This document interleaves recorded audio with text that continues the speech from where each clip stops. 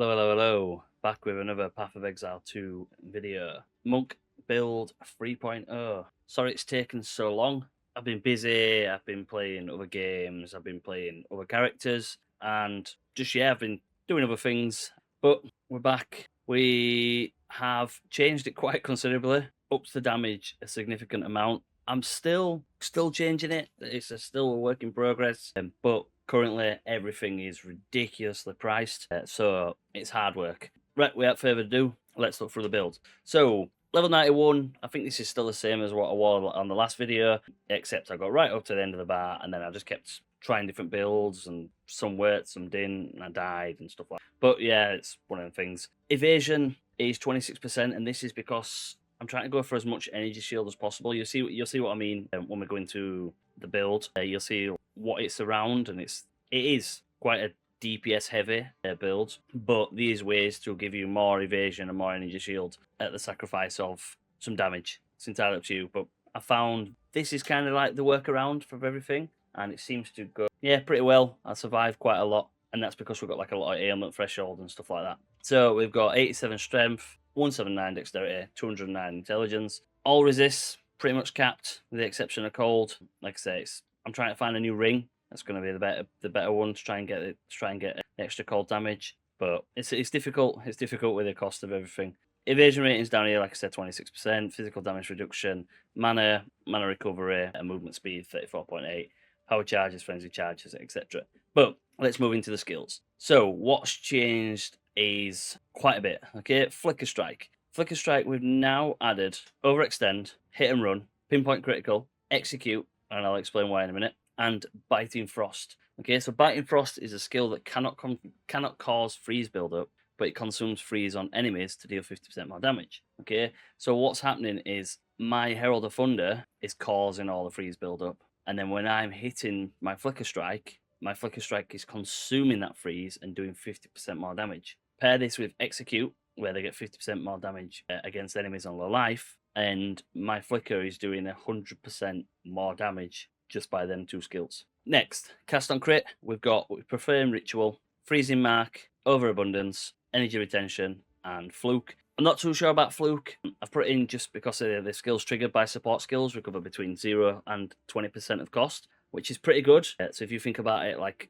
let's say Cast on Crit costs 100 mana, you're going to get 20 mana back. It's not too bad. But like I say, I'm going to see how it plays. The damage and stuff, it doesn't matter, okay? Because I'm not there. They're not there for damage. They're there to just Profane Ritual and Freezing Mark. Herald of Thunder. We have Embitter for extra cold damage as extra damage as cold. Ice Bite for again extra damage as cold. Glaciation for the freeze buildup. Cold Infusion for more cold damage, and then Long Shot to hit enemies further away. Okay, so as I said in my last video, this paired with this will proc this. Alright, so we've got Cast on Freeze, we've got Revoltate Mat, Innovate to have extra lightning damage, Impetus for more energy, Reach for more AoE, and then Inspiration, we've just got this to reduce any costs. I did have this in Stormwave, but I'm just playing around and seeing which one works best. Infernal Cry, we've got it with Enraged Warcry, Ingenuity for faster cooldown, Second Wind, which has 50% less cooldown rate, but then allows you to have twice as many cooldown uses,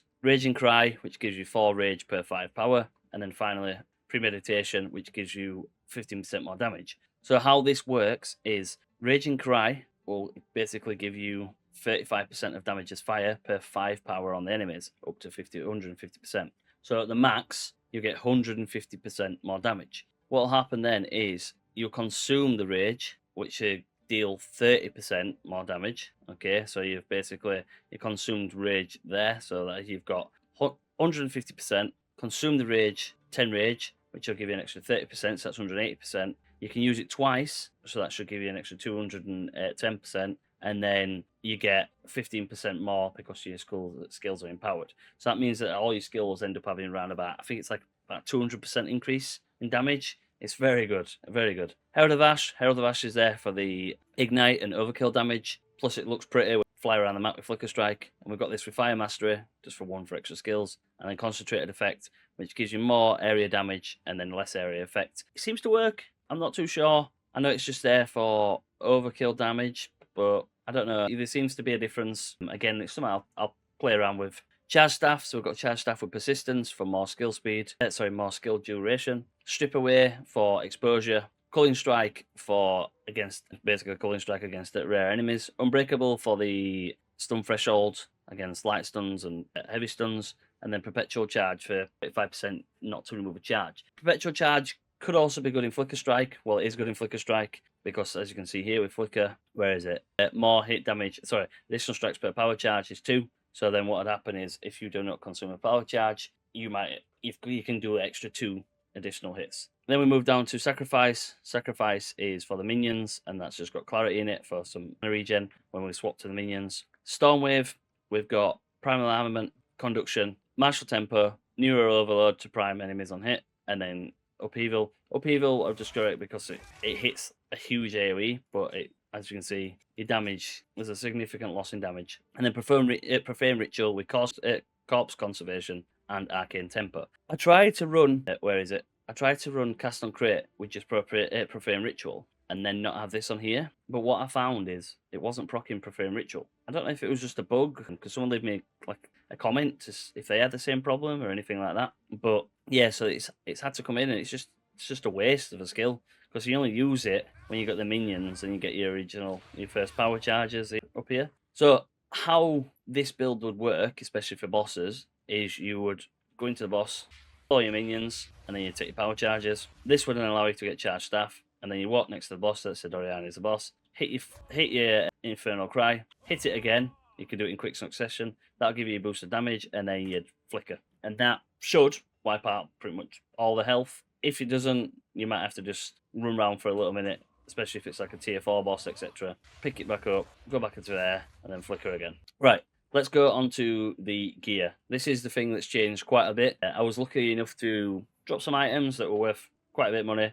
So I got a few divine. I've actually had the most divine that I've had ever, but now everything's, well, worth stupid amounts, so it kind of defeats the point. So we've got a new quarterstaff. We got plus 7 to melee skills, 95 to 100 fire damage, 5 to 48 lightning damage, 99% increased element attacks, 4.16% critical hit chance, and then 28 to critical damage bonus. And then we've got an extra 24 to critical damage bonus as well. I'm not Val-orbing it, not a chance. It can stay like that because it'll just end up breaking. So that's what happens. Everything seems to do that. So this is the resistance. This is basically how I'm getting so much damage, and it's to do with this here. Enemies in your presence count as being on low life. Okay, so this is your presence. So any enemy in there will count as being on low life, so that it has less than 35% life.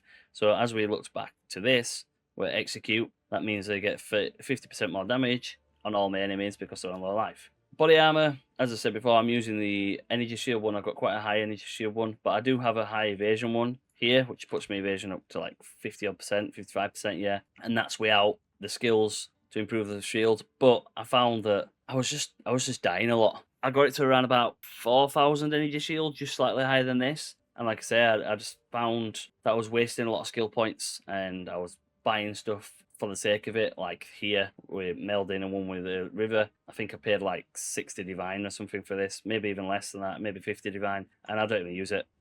So it's for sale if anyone wants it. So we've got an unset ring with physical damage, fire damage, lightning damage, element resistances, fire resistances, and lightning resistances. And then we've got a prismatic ring with fire and lightning, some cold damage, resistances, mana regen, and mana on kill. And then we've got the ingenuity with 30% to the left, 20% to the right. I was looking at the headhunter belt.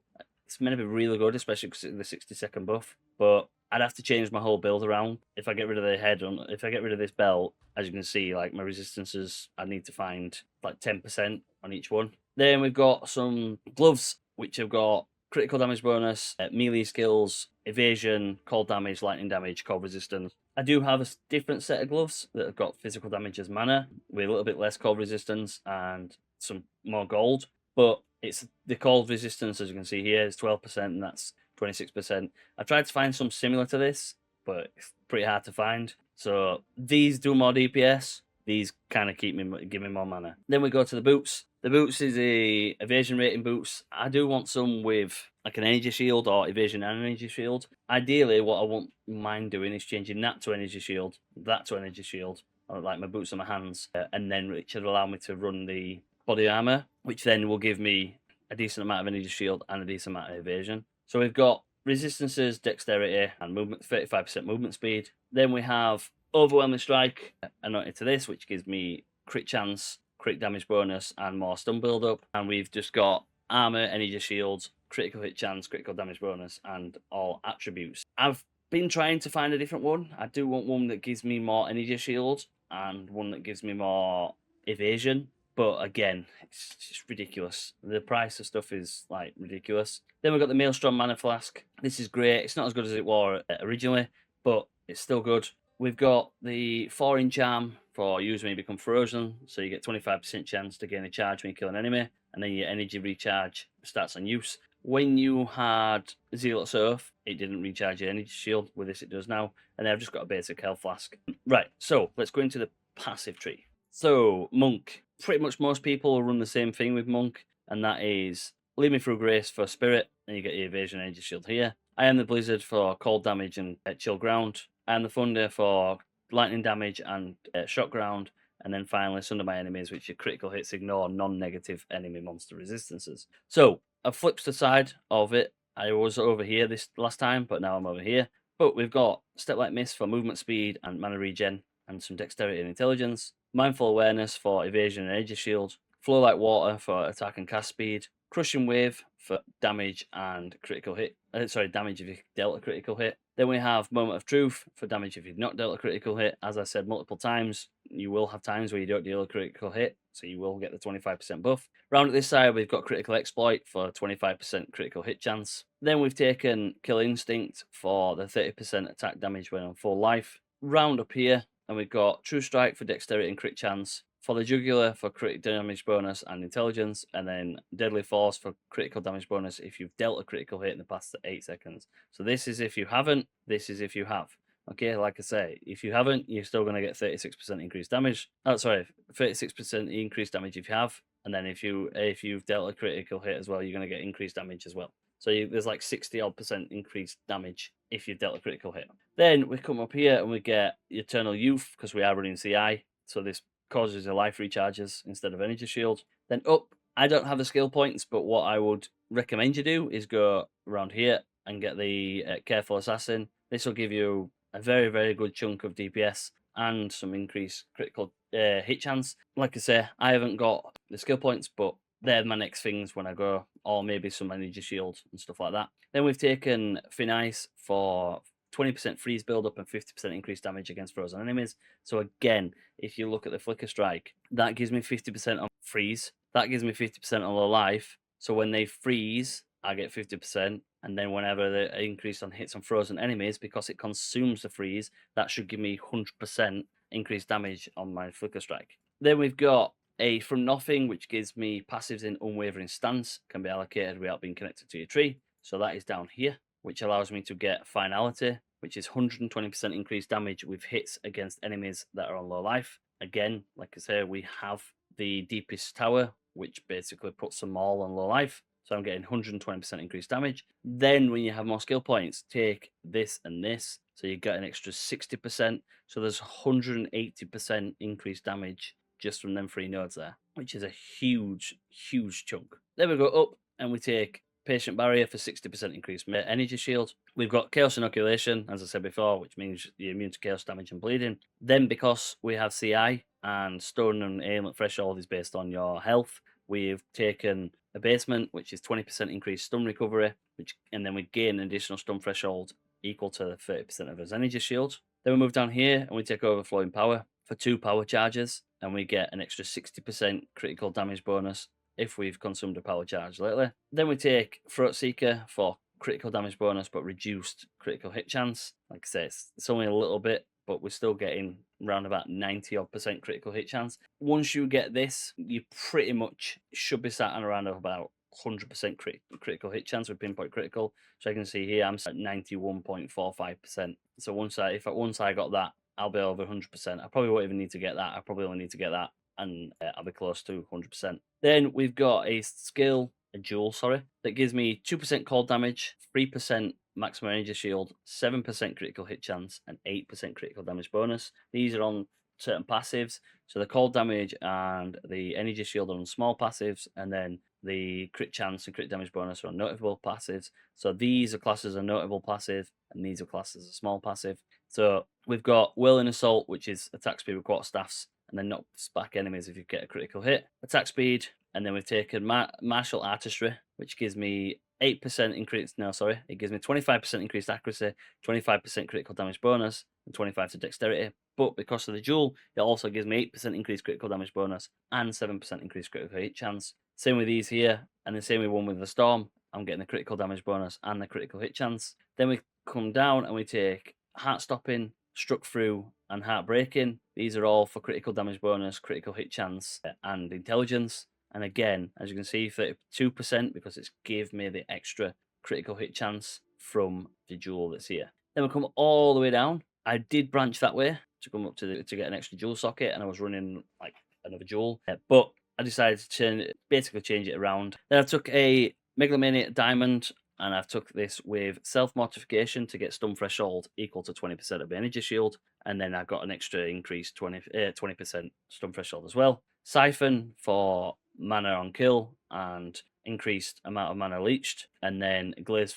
flesh for 3% of damage recouped as life, mana, and energy shield. So whenever I get hit, 3% of that damage will come back as life, mana, and energy shield. And then whenever I kill, 25% of that is leached, and 2% of my maximum mana is recovered as well. And then I've got extra stun threshold based off my energy shield. Okay, so I found that I'm not getting stunned as much, and I'm surviving a hell of a lot more. And then we come up to here, and this is where pretty much all the damage is. And this is the reason why currently Deadeye and Amazon ridiculously overpowered. Okay, because all they need to do is branch down here, and they've got all these skills. So you come round, you've got 30% increased damage, another 30% increased damage. Then you get damage with hits is lucky. Okay, so lucky, it rolls it twice and it goes for the better result. So let's say damage is, I don't know, 10, and it rolls it again and gives you 12, it'll give you 12 damage. Then you got another 30%, and then another 30%, then 60% increased damage with hits against enemies that are on low life, and 30% stun build up with enemies that are on low life, plus another 30%, plus another 30%. So there's 30, 60, 120, 180, 240% increased damage just from the nodes there. Pair that with this down here for an extra 120, so that's 360, plus the extra 60, that's 420% increased damage just from there, if the enemy's on low life. It is ridiculous. If you get rid of the deepest tower, like when the enemy's not on low life, you can't compete with it. Okay, ambush is good, where the critical hit chance and damage against enemies on full life, but they're only on full life for that initial hit. Whereas this, paired with the deepest tower, keeps them on low life. It keeps them around the area. This would be amazing if you pair it with, you can get it like something that increases your area on your helmet, like, or get something so you can increase your area, so you have a wider area. If you look here, okay, where is it? Your presence, increase your presence, which means more enemies around will be on low life, so therefore you've got that chance to increase damage. Like I said, the deepest tower is very, very good. Finally, we'll go through just a few things that I've noticed since working on this build. I've noticed it's becoming very, very difficult to get a mixture of high amount of energy shield and high amount of damage. You can go for high amount of energy shield, which means you have to sacrifice damage, especially on the monk. When I played like Ice Strike, it just doesn't feel the same. It's not the same. It's not as good as it used to. Stormwave is good. Stormwave does a lot of damage, but it uses a lot of mana as well. Flicker Strike is amazing, but again, it's one of them things where if it goes wrong and it puts you in the middle of the mobs and you ain't got a lot of stun threshold, or you ain't got a lot of ailment threshold, you're dead. My plan over the next couple of days is to like totally change it and see if I can try and like improve it, give it more energy shield, go for that damage, go for something that's just again like a one-click button.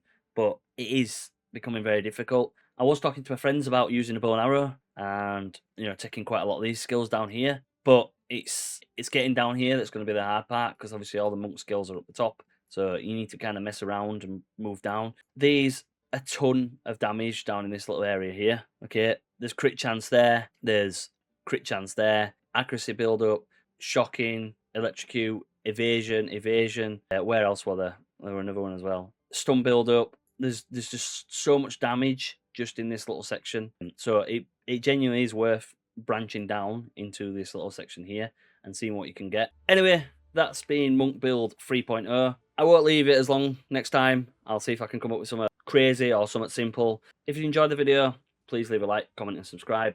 If there's any feedback, any changes, or any recommendations you'd like me to do, please let me know. And yeah, stay safe. Peace.